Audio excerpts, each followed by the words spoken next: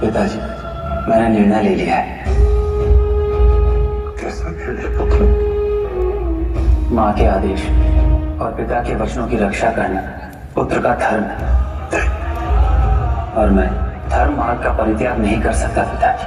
नहीं राम, मैंने माँ को वचन दिया है, नहीं। आपका आशीर्वाद लेकर मैं वन की ओर प्रस्थान करूंगा। मुझे आशीर्वाद दीजिए पिताजी कि मैं अपने कर्तव्य और दायित्व के मार्ग से कभी विचलित न हूं।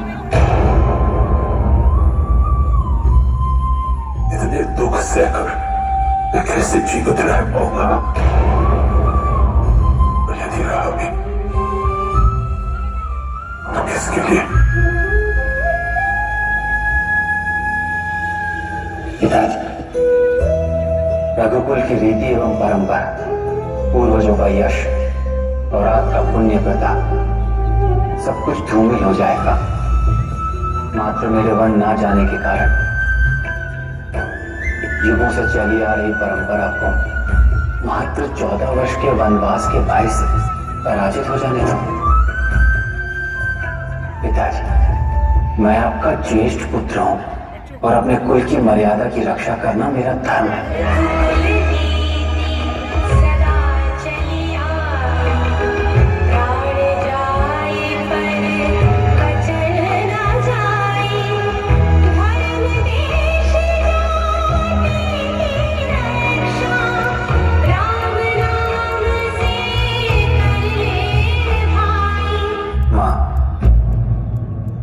क्या हुआ माँ? आज अपने पुत्र का मुख भी नहीं देखेगी। राम, तुम तो सदैव हम तीनों माताओं को एक समान मानते थे ना, तो आज ये पक्षपात क्यों? हम दोनों से पूछे बिना केवल एक माता के आदेश पर तुमने वनवास जाने का निर्णय ले लिया।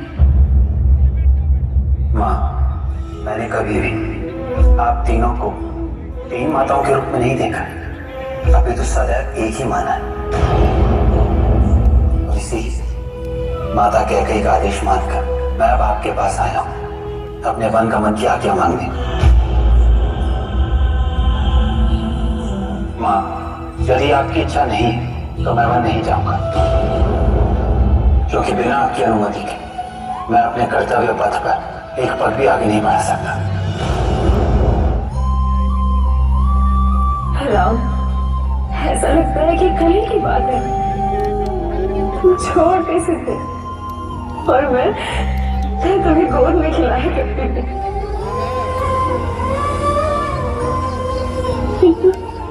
मैंने कभी कल्पना भी नहीं की थी कि तुम मुझसे एक दिन वन में जाने की अनुमति मांगोगे।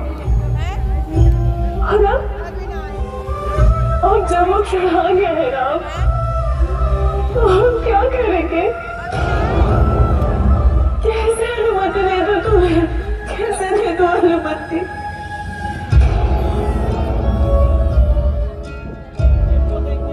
किंतु राम,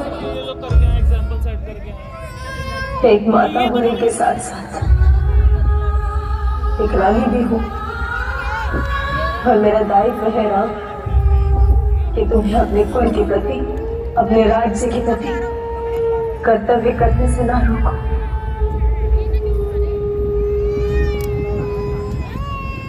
जाओ जाओ, अपने पिता के वचनों की पूर्ति करो, अपने वचनों की पूर्ति करो। आशीर्वाद है तुम्हारे साथ। सरल स्वभाव राम महतारी, बोली बचन धीर धरि भारी।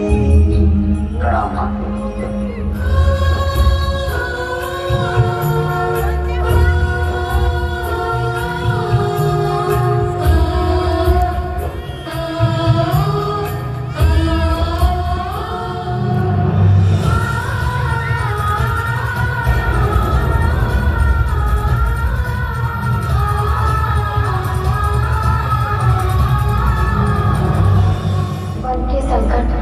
दुखों से भयभीत होकर सीता वन न जाए, ये संभव नहीं।